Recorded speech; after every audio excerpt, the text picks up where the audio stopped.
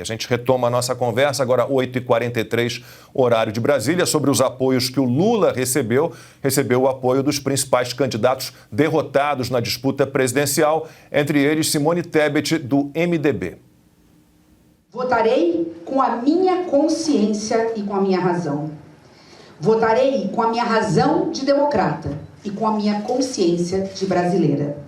E a minha consciência me diz que neste momento tão grave da nossa história, omitir-me seria trair a minha trajetória de vida pública, quando aos 14 anos pedi autorização para minha mãe para ir às ruas lutar por direta já. Seria desonrar a história de vida pública de meu saudoso pai e de homens históricos do meu partido e de minha coligação.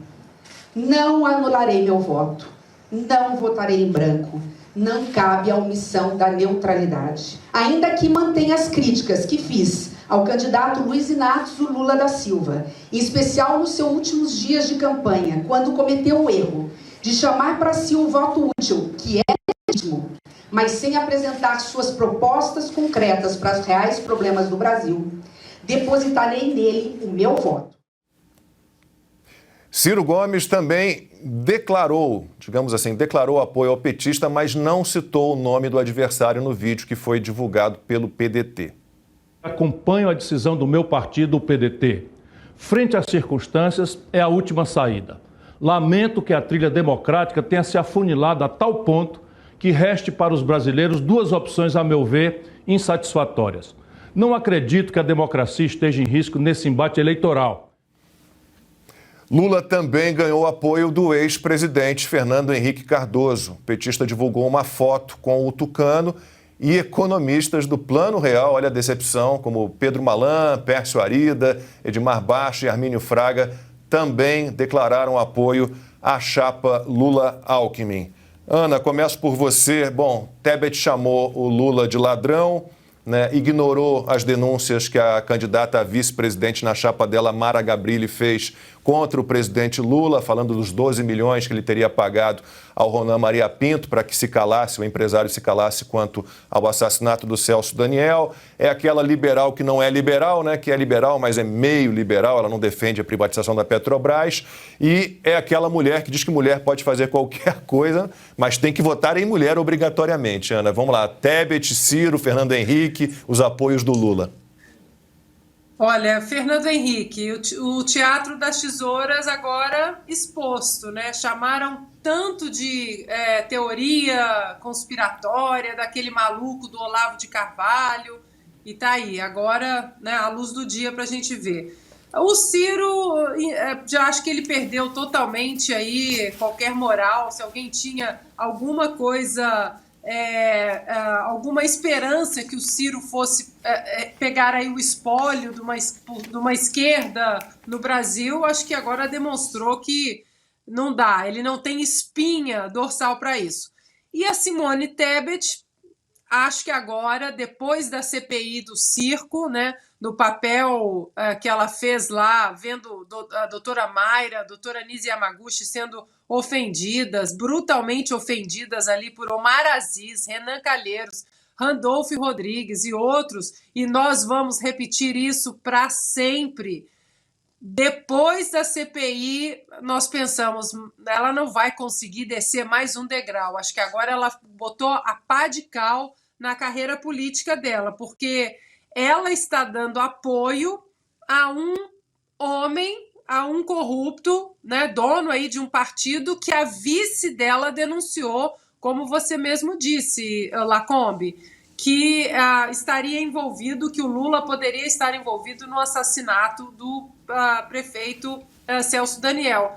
E aí, Lacombe, eu faço questão de ler as aspas da Mara Gabrilli, porque o TSE essa semana tirou do ar a entrevista que a Jovem Pan de Bauru fez com a Mara Gabrilli, em que ela disse isso.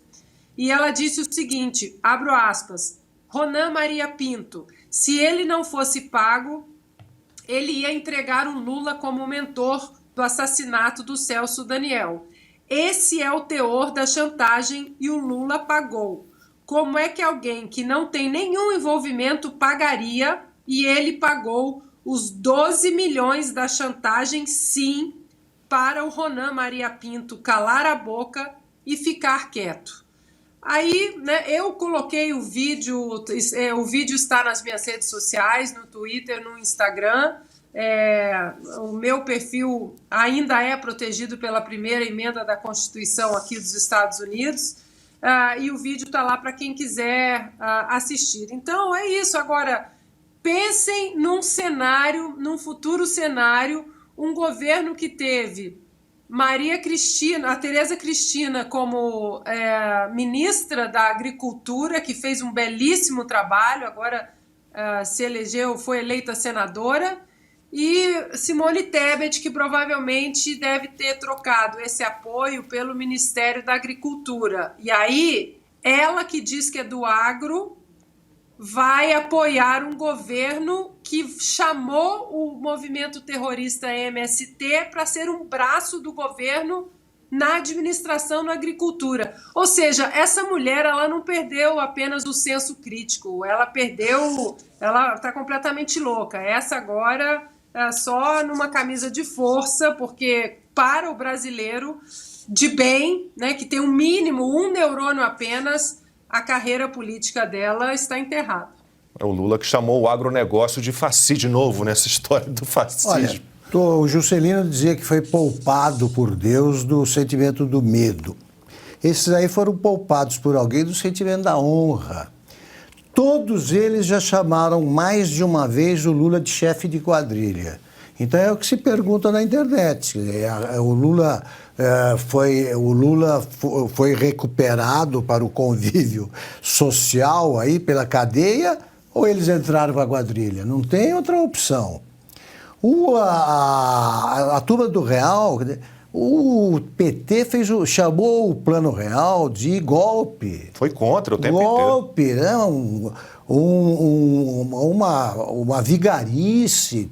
Não aprovou, eles estão entrando e ainda condicionam o apoio, assim, a condução responsável da economia. O Lula não falou uma palavra sobre economia, eles estão dando uma carta branca para o Lula. Agora tem o seguinte, né?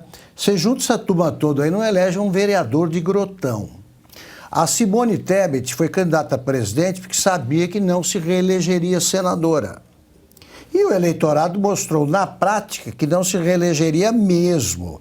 Elegeu a Tereza Cristina e ela que foi prefeita 2 vezes de Três Lagoas e o pai dela, uma. Ela teve em Três Lagoas, em eleições passadas, para a prefeitura e para o Senado, 30 mil votos. Desta vez, na cidade que ela governou 2 vezes, ela teve 3.500 votos. Então, que capital que ela vai transferir, patrimônio eleitoral que ela vai transferir para alguém? Nenhum. Os outros, olha, lamento pelo Fernando Henrique. Também o Fernando Henrique é um cara que foi qualificado pelo Lula de irresponsável pela herança maldita, né? Foi chamado num dossiê falsificado pela Dilma Rousseff de perdulário, gastava dinheiro em vinhos, tal. E repito, a dona Ruth não atendeu ao telefone quando a Dilma tentou pedir desculpas. E o Fernando Henrique esquece uma coisa dessa. Eu não compreendo. Ana pediu a palavra, daqui a pouco eu chamo o Consta. Estamos sem o seu áudio. Agora sim.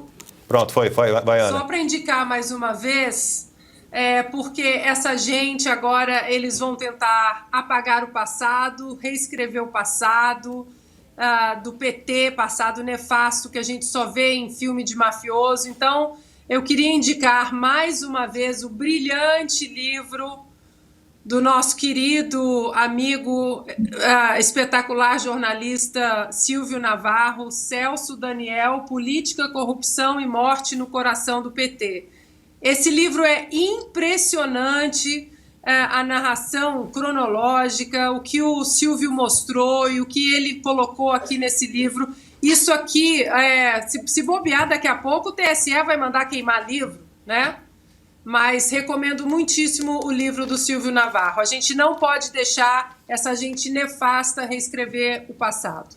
É o trabalho da vida aí do Silvio Navarro, que é realmente um grande jornalista, um grande amigo e que eu sei que já foi proibido de falar, inclusive, do seu próprio livro em algumas ocasiões, que é algo absurdo.